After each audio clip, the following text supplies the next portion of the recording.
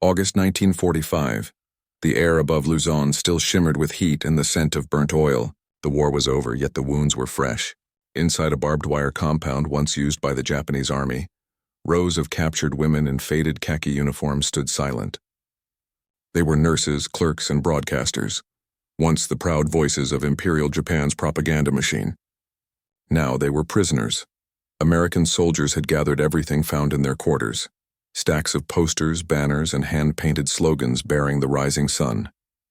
Bold words promising eternal victory, smiling Japanese mothers holding rifles, slogans proclaiming the Emperor's light will never fade.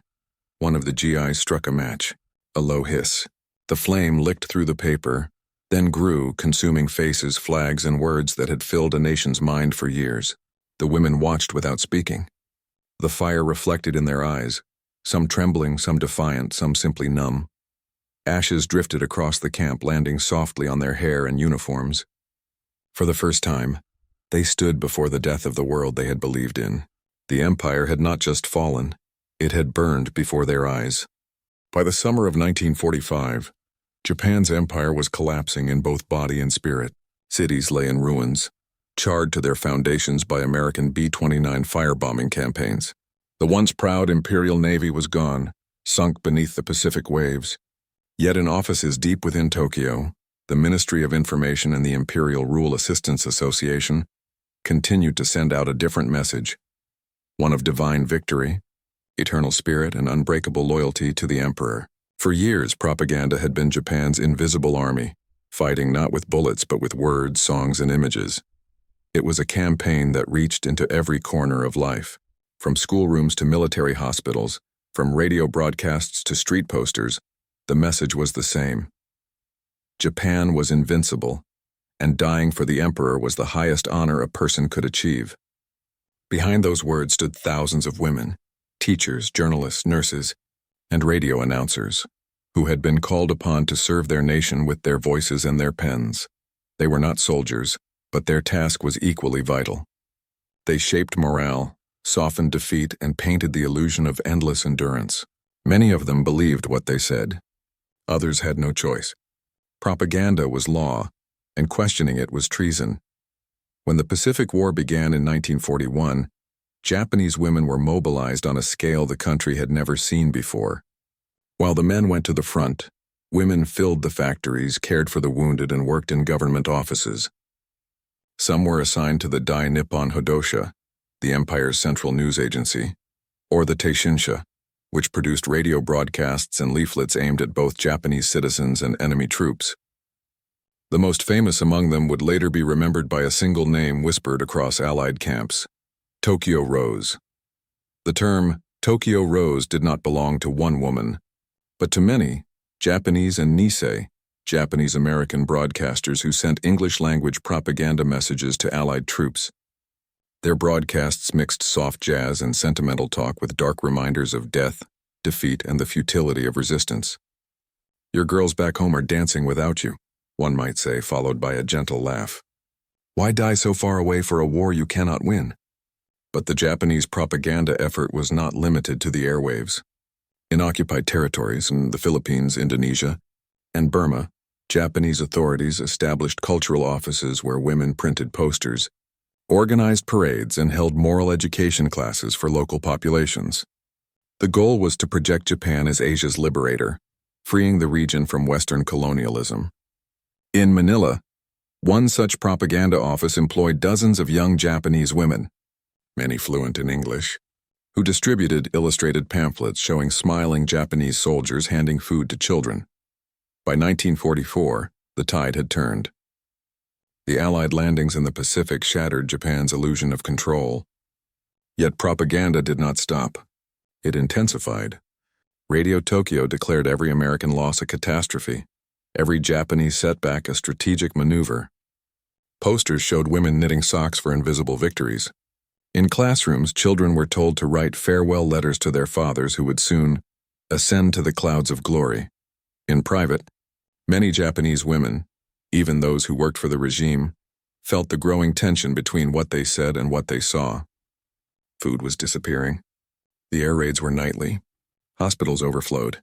And still the posters claimed triumph. It was a theater of denial, carefully staged by the state and sustained by fear. When the Allies began retaking the Philippines in late 1944, hundreds of Japanese personnel were left behind as the front collapsed. Among them were nurses and propagandists stationed in Manila. Some were captured during the brutal Battle of Manila in early 1945, one of the most destructive urban battles of the war. The city was reduced to rubble and tens of thousands of civilians perished. Those who survived, both soldiers and civilians, were taken to makeshift internment camps. For the American soldiers who found them, the sight was jarring. These were not hardened soldiers, but young women, many barely out of school. Some still wore the red armbands of the Women's Volunteer Corps. Others clutched small boxes of propaganda leaflets, as if still believing in their purpose. In one camp report, a U.S. intelligence officer wrote, "The female prisoners appeared in shock, not only from defeat, but from disillusionment. They were trained to believe capture was worse than death. That belief was deeply rooted in the Japanese wartime ethos, the concept of chusei, loyalty, and gyokusai, honorable death, defined not just soldiers but civilians. Propaganda had preached that surrender was shameful, a betrayal of the emperor. Posters showed captured Allied soldiers as beasts, unclean, dishonorable, doomed. For women, the message was even harsher. A Japanese woman who fell into enemy hands was considered dead to virtue. When Japan surrendered on August 15, 1945, that ideology collapsed overnight. The words that had held the empire together suddenly became meaningless. American occupation forces began confiscating propaganda materials across the Pacific, radio transcripts, posters, and printed slogans. They wanted to erase every trace of the militarist cult that had fueled the war. In Manila, the captured women were ordered to turn over all documents, leaflets, and visual materials they had produced. Some complied quietly. Others resisted, clinging to the belief that their work had been patriotic, even sacred. But the Americans saw it differently. To them, those posters were symbols of lies, the very lies that had driven millions to die. And so, in the makeshift camps and offices across the former battlefields, piles of propaganda were collected. They were stacked high: leaflets, banners, photographs of the emperor surrounded by light rays, children waving bayonets, nurses smiling beside Zero pilots. Then they were burned. For the Japanese women who witnessed it, the burning was not just physical destruction. It was a reckoning. Their words, their symbols, their pride were reduced to ash. One woman later wrote in her post-war memoir, "It was as if we were watching our souls burn. Everything we believed, everything we had served was gone." The Americans did not intend humiliation as spectacle. For them it was routine, part of the process of psychological demilitarization. The U.S. War Department's Civil Affairs Division had instructed commanders to destroy any materials glorifying Japan's militarism or emperor worship. To rebuild peace, they first had to erase the narrative of divine destiny. But for the women who had lived and breathed that narrative, the sight was unbearable. Among the prisoners were nurses who had once served near the front, caring for wounded soldiers while spreading morale through carefully chosen songs and slogans. Some had been ordered to write letters encouraging soldiers to die smiling. Now they stared as those same words burned. It was the end of a long illusion and the beginning of silence. Back in Japan, the same ritual was unfolding on a national scale.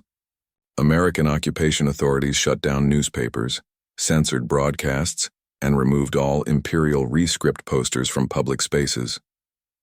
The once omnipresent image of Emperor Hirohito, depicted as divine, was replaced by new messages: democracy, equality, peace. For many women who had worked in wartime propaganda, it felt like erasure. But for the first time, they could also speak without fear. The transition from imperial devotion to occupation reality was painful and confusing. Some of the women in the camps wrote letters to their families that never reached home. Others were interrogated by Allied officers trying to understand how propaganda had operated. Many admitted they had never questioned the truth of what they were told to produce. They had believed in Japan's mission, or had at least been too afraid not to.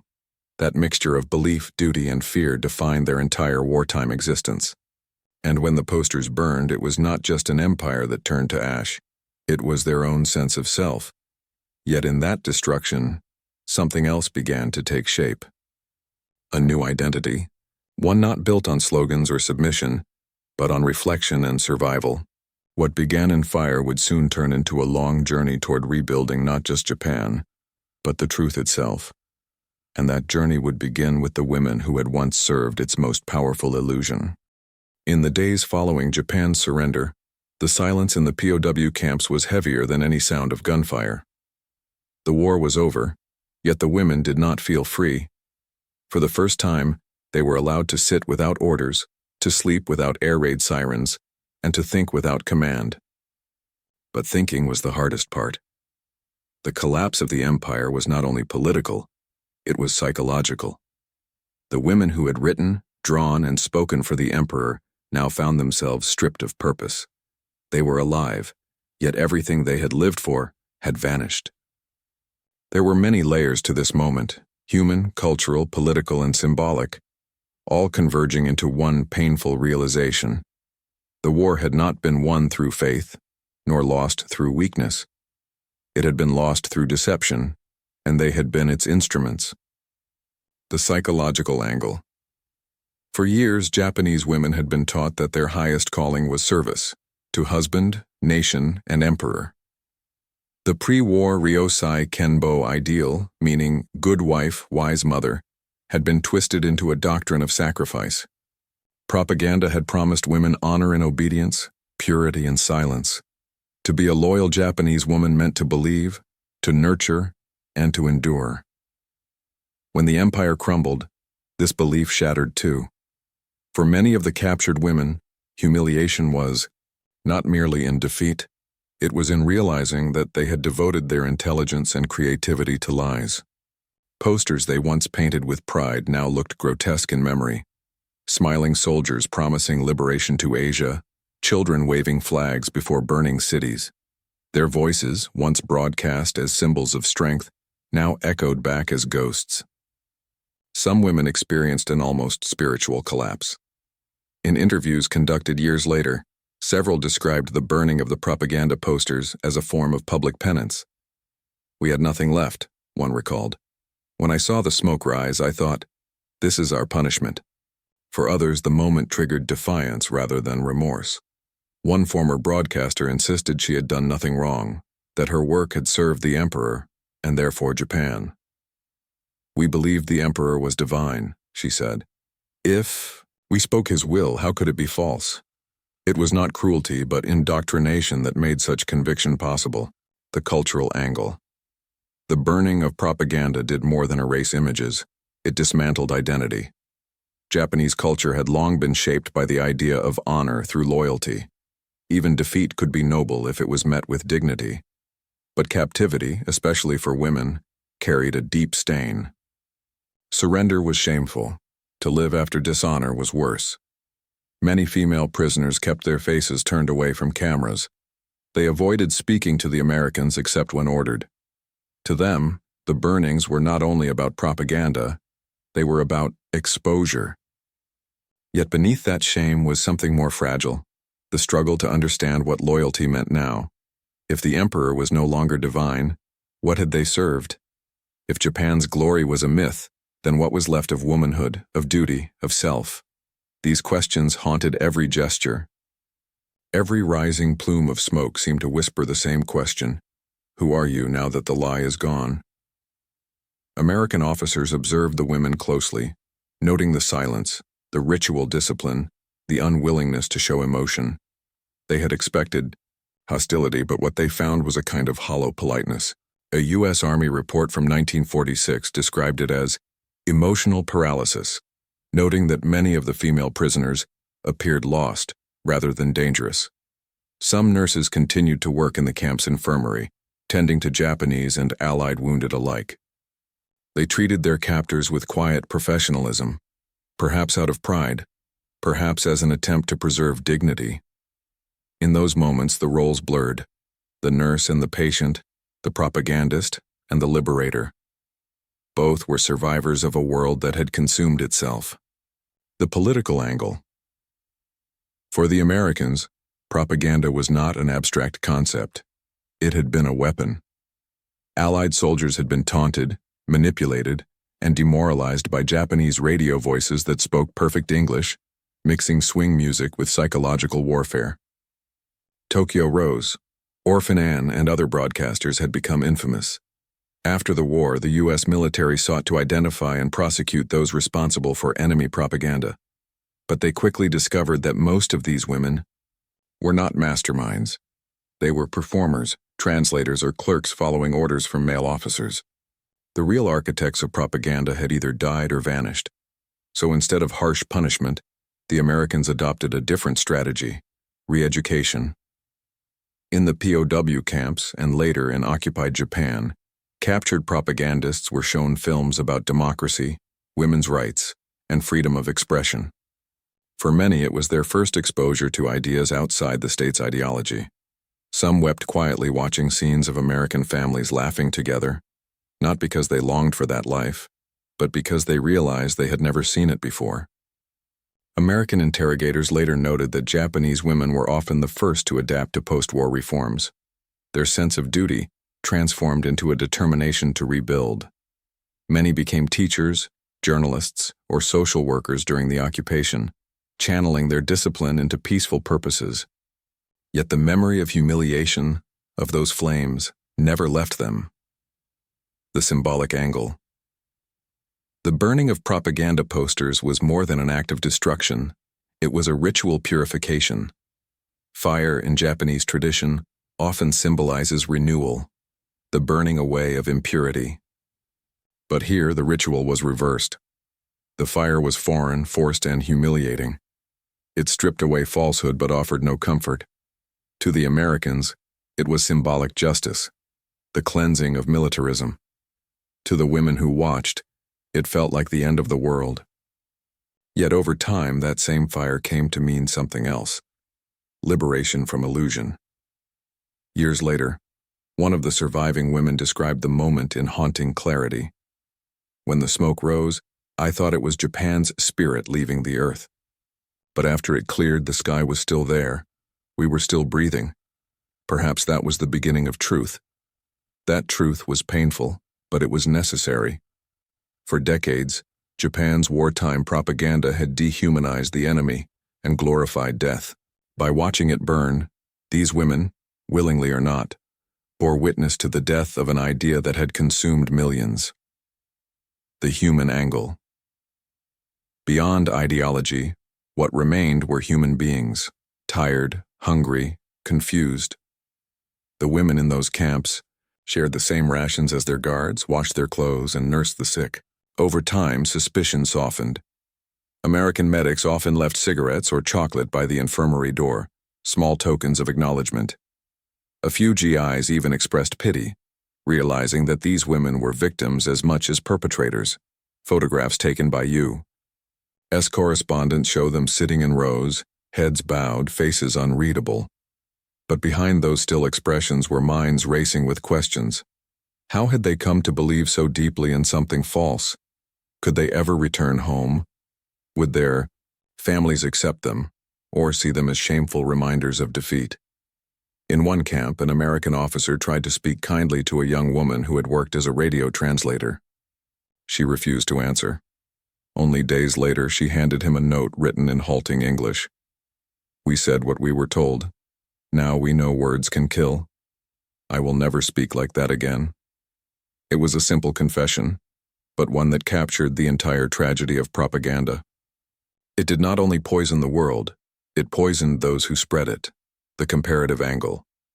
What happened in the Pacific was not unique. Across Europe, similar scenes unfolded. Nazi posters burned in Berlin, fascist slogans torn down in Rome. But Japan's collapse was different in one profound way. The empire had wrapped its ideology around divinity itself. To disbelieve propaganda was to question heaven. When that illusion fell, it left a vacuum deeper than defeat, a moral void that would take generations to fill. In occupied Japan, American authorities understood this. Their goal was not merely to punish, but to replace ideology with individualism, obedience with critical thought. And in that process, the women who had once spread propaganda became, ironically, some of its first victims and its first healers. As they cleaned burned paper from the campyard and packed up remaining documents, they were unknowingly witnessing the birth of a new world. The empire they had served was gone, but in its place, something fragile was emerging. Democracy, accountability, and the freedom to think. The women did not yet understand what those words meant, but one day they would. For now, all they had was the memory of flames and the uneasy peace that came with them. And in that uneasy peace lay the moment that would define the rest of their lives, the turning point where silence became understanding. The morning began with the smell of kerosene. In the center of the campyard, American soldiers piled wooden crates and armfuls of paper, pamphlets, banners, and painted scrolls covered in red suns and calligraphed oaths to the emperor. The women were ordered to gather and stand in formation. They obeyed quietly, their thin uniforms rustling in the humid air. Some clutched their sleeves, others stared at the ground. A match struck. The flame caught fast, spreading through the heap with a low crackle. Ink bled and curled as slogans turned black, the emperor's face distorting in the smoke. The fire's reflection flickered across the women's eyes, some glistening with tears, others hollow with exhaustion. No one spoke. A few turned away, unable to watch. It was not just paper burning. It was faith, history, and identity turning to ash. For years, these women had been taught that Japan's spirit could never die. Now that spirit rose in gray smoke and vanished into a sky that no longer belonged to them. The Americans watched from a short distance, not with cruelty, but with the stern duty of men assigned to cleanse the remains of ideology. One officer, his uniform still dusty from the field, read aloud from a document listing banned materials. All symbols of militarism and imperial worship are to be destroyed. To him, this was an administrative act, another step in occupation. To the women, it was execution. They had once painted these images by hand, tracing every line with pride. Now they could only watch as their work disintegrated. The burning carried the sound of finality, the snapping of bamboo frames, the collapse of belief. A sudden gust of wind lifted fragments of half-burned paper into the air. One scrap drifted toward a young nurse named Saki, who had once served in a military hospital on Saipan. She caught it instinctively. The charred edge bore only a single word, "in," meaning eternal.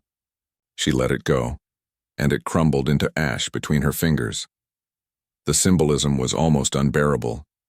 Everything that had been promised as eternal, honor, the emperor's will, Japan's destiny, had lasted only as long as the paper it was printed on. Nearby, a group of American soldiers opened a wooden box filled with propaganda photographs. They tossed them one by one into the flames, smiling pilots beside their aircraft, schoolgirls waving flags, soldiers carrying infants through conquered villages, lies frozen in celluloid. The women watched as their carefully crafted illusions vanished. A few whispered prayers not for the empire, but for the faces they had once believed were heroes. The fire did not distinguish truth from invention. It consumed all equally. The humiliation deepened when one of the officers ordered the women to help carry more stacks from their quarters. They obeyed without resistance, heads bowed, each poster passed from hand to hand like a relic of failure. One woman, trembling, whispered in Japanese, "Even our lies are too heavy." No one replied. When she placed the last bundle on the fire, her hands shook, not from fear but from emptiness. For the first time in years, she had no orders left to follow. The burning continued through the afternoon. Smoke hung low over the compound, drifting toward the nearby jungle where cicadas screamed in the heat. The scent of charred ink mixed with the faint sweetness of tropical air. A few American medics watching from the infirmary remarked quietly that the women didn't cry. They simply stared. Perhaps they had run out of tears long before. When evening came, the fire died down to embers. The camp fell silent except for the rustle of ashes underfoot. The Americans collected what little remained, warped nails, melted inkstones, bits of singed wood, and buried them in a pit near the fence. The women stood in a loose circle, still, watching as though waiting for something. An apology, a verdict, a voice from the sky. None came. The world had moved on without them. That night, a few of the women wrote in small notebooks they had hidden during their capture. One entry, recovered years later, read, "We believed in the power of words. Now we see that words can kill. They told us to make people proud. We made them blind." Another woman described the burning as both punishment and mercy. "It was shame," she wrote, "but also relief. We could finally stop pretending." The Americans did not fully understand the depth of what they had done. For them, the destruction of propaganda was symbolic, a way to mark the end of Japan's military cult. But for the women, it was a funeral. They were mourning not just the empire, but themselves. Everything familiar, obedience, faith, identity, had been stripped away. And in that hollow space where the empire's voice once echoed, a quiet kind of freedom began to stir. In the following days, the camp changed. The women began to speak to one another more openly. They shared memories of their pre-war lives, of home villages, childhood songs, and simple dreams that now felt impossibly distant. Some even laughed, soft and uncertain, as if testing the sound of their own humanity. The Americans noticed the change. One officer wrote in a field report, "The female prisoners have grown calmer. The act of destruction seems to have broken their resistance. They no longer recite slogans, they ask for books. Books. Not pamphlets, not posters. Books about the world beyond war. Dictionaries, medical manuals, even American novels left behind by the soldiers." The women began to read in broken English, tracing each word with the care once reserved for imperial orders. It was as if the same hands that had drawn propaganda were learning to draw truth. Outside the camp, Japan was undergoing its own reckoning. Emperor Hirohito had renounced his divinity in a radio address that stunned the nation. Cities were rebuilding under American occupation. The words freedom, rights, and peace appeared in newspapers for the first time in years. In a strange way, the burning that had begun in that small camp mirrored the transformation of an entire country. What had been shame was slowly becoming clarity. But clarity was not comfort. Even as weeks passed, the women could still smell smoke in their hair as though it refused to leave them. One evening, as the sun set behind the camp fence, a former propaganda artist looked at her soot-stained hands and whispered, "Perhaps this is what truth feels like and it burns."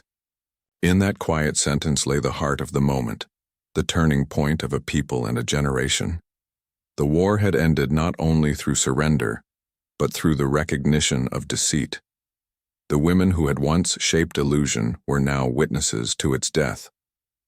And from those ashes, something fragile but vital began to rise, the first breath of a nation learning painfully to tell the truth again. In the months after the surrender, the camp slowly dissolved into something quieter, something almost unrecognizable. The barbed wire remained, but the atmosphere shifted. The women who had once stood in silence now worked alongside the same American soldiers who had burned their world to ash.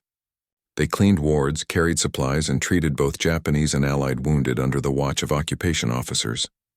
For the first time, they were not serving the emperor or the army. They were serving life itself. Yet every act of care carried a shadow of guilt. Each patient's bandaged hand, each exhausted breath was a reminder of what their words and images had once justified. They had helped make this war possible, even if they hadn't held a gun. That realization grew heavier with every sunrise. By the winter of 1945, many of these women were relocated to larger internment centers or released back into Japanese custody. Some were repatriated to the ruins of Tokyo and Yokohama, where American GIs now patrolled the streets once draped in imperial flags. Japan itself was unrecognizable, a landscape of ash, twisted steel, and hunger. Millions were homeless, children orphaned, entire families lost. But amid the wreckage, something unexpected emerged. American soldiers handed out food rations, rebuilt hospitals, and distributed literature that spoke of democracy, education, and equality. The same nation that had once been painted as monstrous now fed the children of its former enemy. For the women who returned home, it was almost impossible to process. The propaganda they had written had promised vengeance and cruelty, Reality offered discipline and structure. It was not forgiveness yet, but it was not hatred either. In Tokyo, American authorities launched a vast effort to reform Japan from within. The Civil Information and Education Section, under General Douglas MacArthur's command, worked to dismantle the machinery of militarism that had once controlled every aspect of Japanese life. Propaganda was outlawed. State Shinto was dismantled. Education was rewritten. Newspapers were encouraged to report freely for the first time in a generation. The emperor, once divine, spoke on the radio as a man. His voice trembled as he told his people that the war had not gone as hoped. For many of the women who had served him through words and ink, hearing him speak as human was both shocking and liberating. It was as though the veil had finally fallen. Those who had worked in propaganda offices faced questioning but rarely imprisonment. The Americans soon realized these women were not architects of ideology, but victims of it. Many were reclassified as non-combatant collaborators and sent into post-war rehabilitation programs. There, they were encouraged to read, study, and discuss activities that had once been forbidden. Some joined translation units, helping the occupiers interpret Japanese documents. Others became teachers working in newly rebuilt schools where they told children to think freely and question authority, words they would once have considered dangerous. Still, the shame lingered. Japan's post-war years were marked by hunger and humiliation. Women who had served the wartime state faced both social rejection and private despair. In their neighborhoods, they were often called senjo no onna, women of the battlefield, a phrase tinged with accusation. Many avoided mentioning their past altogether, but a few quietly recorded their memories, writing about the moment the posters burned, the sound of the paper tearing, the sight of the rising smoke. They did not see themselves as victims or heroes, only witnesses to the death of a lie. In time, the American occupation began to soften. By 1947, under the new Constitution, Japanese women received the right to vote, to hold public office, to work without government control. It was a profound transformation for a society once built on obedience. Some of the former propagandists used this newfound freedom to build new lives in journalism and literature. One former radio translator became an editor for a women's magazine that promoted peace and education. Another, once a designer for wartime posters, began painting again, but this time she painted nature, not soldiers. When asked why, she said quietly, "I wanted to paint something that does not lie." The Americans, too, evolved in how they saw their former enemies. Reports from the occupation noted the diligence and humility of Japanese women, their tireless work in reconstruction, their politeness even in hardship. Yet beneath that politeness lay a profound collective grief. The entire nation was rebuilding not only its cities but its conscience. The burned propaganda posters had symbolized something larger, the destruction of illusion, the surrender of pride. The burning of those images, once viewed as humiliation, slowly became a distant but defining memory. For the women who had stood in that camp, the flames became both a scar and a guide. When they spoke of it later in life, it was not with bitterness but with clarity. "We learned," one woman said in an interview decades later, "that patriotism without truth is poison." The post-war years were filled with contradictions. American magazines published photographs of smiling Japanese children playing in rebuilt schools. Western journalists wrote about Japan's miracle recovery, but behind every photograph was a generation that had seen their beliefs incinerated. Those who had once been mouthpieces of empire now taught younger women to speak for themselves, not for power. It was a quiet revolution, born not from ideology, but from reflection. The Allied war crimes tribunals in Tokyo brought many high-ranking propagandists to trial, including generals, ministers, and publishers who had overseen the creation of wartime lies. The women who had worked under them were called as witnesses. They sat in courtrooms filled with translators and lawyers, watching as the men they once served were questioned. Some wept as evidence of atrocities in Nanjing, Bataan, and Manila was read aloud. They had never known the full truth. Their propaganda had hidden it from them. Now, under the bright lights of Allied justice, they faced what their words had helped conceal. After the trials ended, Japan began to change in ways few had imagined. American movies filled cinemas once used for Imperial newsreels. Jazz music played in cafes. Women cut their hair short, wore Western dresses, and walked freely through streets once patrolled by military police. The rigid silence of the wartime years gave way to cautious laughter, hesitant curiosity, and a desire to live. Yet for those who had lived through the burnings, peace carried the smell of smoke. They understood that rebuilding meant more than concrete and steel. It meant moral reconstruction. In 1952, when the occupation officially ended, many of those women were in their 30s and 40s. Some had married, others lived alone. A few emigrated, unable to face the memories of a nation that had betrayed them. But even decades later, when asked about the war, their minds returned to that single moment. The fire, the silence, the wind lifting ashes into the sky. One woman described it as the moment Japan woke up. Another said, "It was the first time I saw the truth, not in a newspaper, not in a speech, but in smoke." By the 1960s, Japan had become a thriving democracy, its industries reborn, its people known not for war but for craftsmanship and discipline. Yet beneath the prosperity, the ghosts of the empire still lingered. Museums avoided displaying propaganda art. School textbooks softened the story of Japan's aggression. Only a few historians sought out the surviving women who had lived through that strange, humiliating, transformative day in 1945. When they spoke, their words carried neither pride nor bitterness, only quiet awareness. One former propagandist, then an elderly woman, was interviewed for a documentary in the 1980s. She sat before the camera, her hands folded on her lap, and said in a trembling voice, "They burned our lives, but they also freed us. I wish it had happened sooner." Her eyes lowered, reflecting the same mixture of pain and understanding that had once filled the camp decades earlier. And so the memory of that burning did not fade with time. It became part of Japan's unspoken history, a moment when defeat turned into introspection, when humiliation became honesty. The women who once spread illusion lived long enough to see their nation rebuilt on truth. They had learned in the hardest way possible that propaganda can shape nations, but it can never survive conscience. The fire that burned their posters had not destroyed them. It had purified them. From those ashes rose a generation of women who no longer served the emperor's words but their own. And through them, Japan found the courage to rebuild not just its cities but its soul.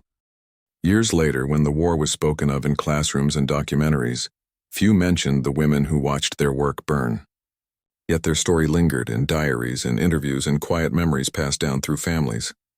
They had not fought on battlefields or commanded troops, but they had carried the weight of a nation's illusions. And in losing those illusions, they found something far rarer: clarity. The act of burning those propaganda posters had seemed cruel in that moment, but in retrospect it was the beginning of Japan's rebirth. The smoke that once smelled of humiliation became the first breath of truth after years of silence. For the women, it marked the death of obedience and the birth of conscience. In time, many came to understand that freedom is not granted by victors or written in treaties. It is discovered in the wreckage of false belief. Those flames in the camp yard had not simply destroyed ink and paper. They had burned away the idea that loyalty must always mean blindness. What remained, when the ashes settled, was the fragile beginning of moral awakening. The women who had once painted empire slogans would go on to paint landscapes, write poems, raise children who questioned authority, and live quietly in the new Japan. They rarely spoke of the fire, but when they did, their voices carried the weight of both sorrow and understanding. One survivor interviewed at age 90 summed it best. "They thought they were punishing us, but they gave us back our eyes. That was the true aftermath, not revenge, not victory, but illumination." The propaganda had promised eternal glory. What these women learned instead was the permanence of truth. And in the cold light of post-war Japan, as cherry blossoms returned to bloom over ruins, they understood something profound. Nations can rebuild from rubble, but only if their people have the courage to face what was burned. From the ashes of deception rose a generation that saw clearly. The women who had once spread the empire's lies became the quiet witnesses to its greatest lesson: that truth, though humbling, is the only foundation on which peace can stand. And in that, amid the ruins and silence, Japan finally began to heal.